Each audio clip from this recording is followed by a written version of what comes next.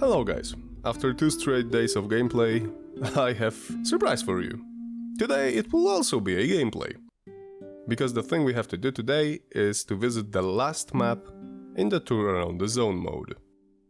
In Chernobylite 1. And if you heard this twice, sorry, but I need to say it again. Because Chernobylite 2, so the sequel to this game, was just announced on Tuesday.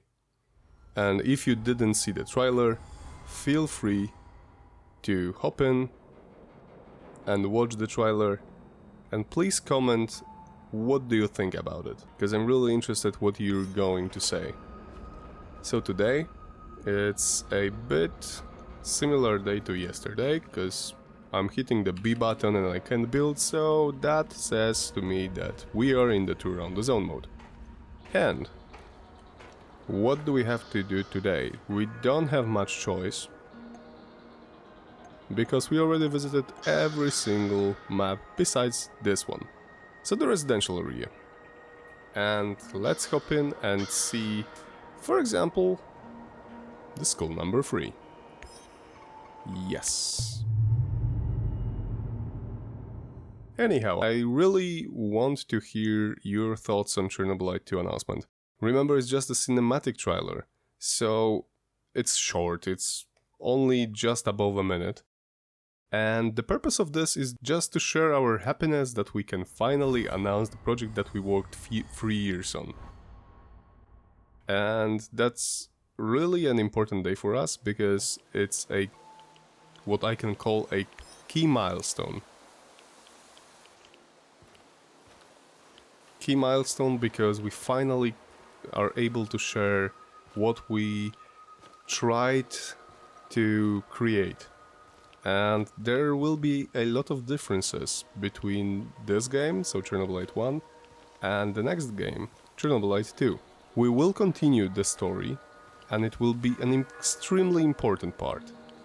But there are some changes because we wanted to experiment with your feedback, with our new ideas, etc.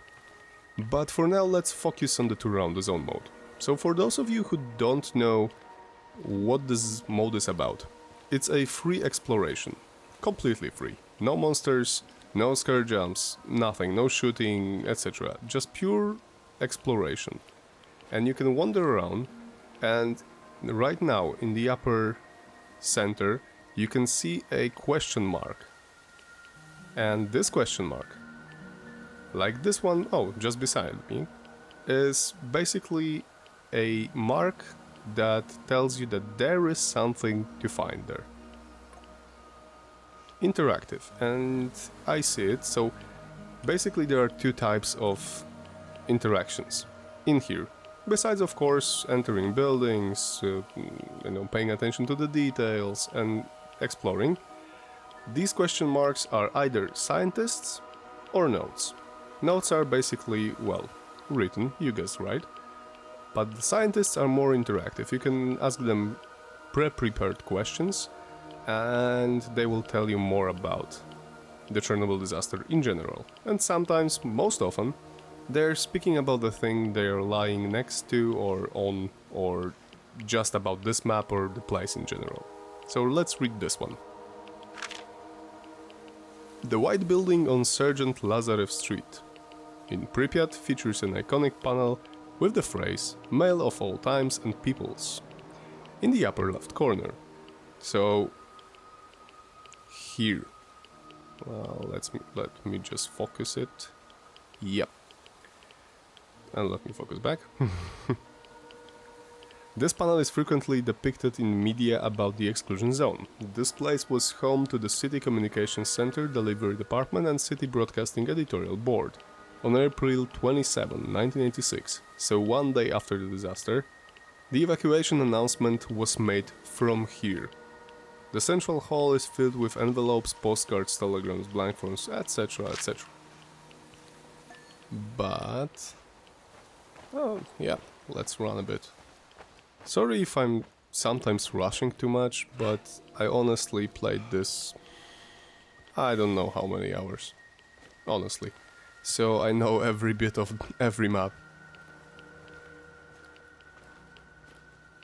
but still sometimes I find new things that I didn't find before, and it's kind of amazing that after so many years working with and on the game, I can still be amazed by things that my friends prepared. Okay, sorry. Hey, where is it? 11 meters up. So let's go there. Is it here? No. Not yet. Here? Yes. So I suppose this would be a note. Oh! Dude, what are you doing here? It's like abandoned. How did you get in here? Okay, let's see what he will say to us, what he will teach us. You are now in a typical flat of a nuclear power plant worker. In just these few dozen square meters, a family lived their lives. In the 80s, this flat was considered very comfortable and indicated high social status. Few dozen square meters. I don't know where you are from, but I would be like extremely happy if I would have a flat that's like few dozens of square meters. Honestly, even today this is kind of luxurious. Well, of course, not the furniture and overall setting, but the square meters, the number of square meters is kind of nice. Most of the flats in Pripyat are empty. Chairs, sofas, and other furnishings remain in only a few of them. Okay, so did they ever recover? When it became clear that Pripyat would remain a ghost town forever, several trips were organized, during which residents could retrieve their most valuable items from their flats.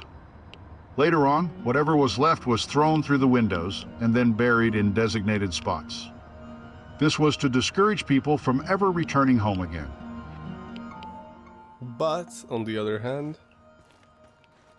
it's not confirmed, of course, but I read some accounts and memories and other sources that say even before these trips were organized, often people that got there again somehow, they found that their most precious belongings were either destroyed or looted. And for example, imagine you wanted to take, I don't know, some tape recordings of your family and they were destroyed or taken, or photos that were burned. Sorry to say that, but often it was really awful to see that people didn't respect other people's belongings, and even today there are some people that go into the zone and destroy things just for, I don't know, that's a bad word, but for fun. Or just because they can, because nobody is there to stop them. And I don't really like it because it shows no respect to this place. The militia building in Pripyat, which spans 4 floors, is situated in the heart of the city. Following the nuclear accident at the power plant, the militia's workload increased significantly. They were tasked with aiding civilians during the evacuation process, protecting the remaining apartments and thwarting looters. Yeah. Oh well. So this is the Pripyat Residential Area.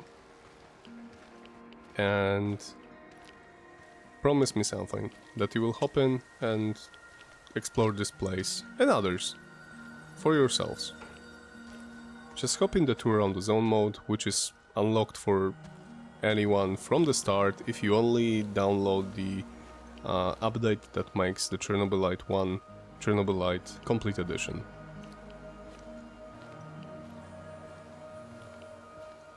Oh, there's another scientist. But no, I don't want to spoil you too much. Hop inside, download the update first, then hop inside. It doesn't matter if you have a PC version, PlayStation or Xbox version. Every version has now this update, so the final update. And you will be able to just walk around the zone from the start.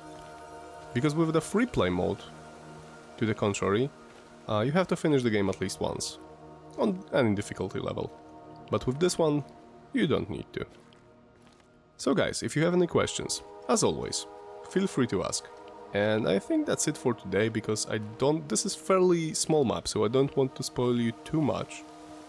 And I really want you to explore this place, and the other maps of course, for yourselves. So, if you have any questions, again, write in the comments. Then, I will try to respond as quickly as I can. And then you can watch the trailer, the announcement trailer, for Chernobylite 2 Exclusion Zone. That's it for today, guys. Take care, stay safe, and see you next week.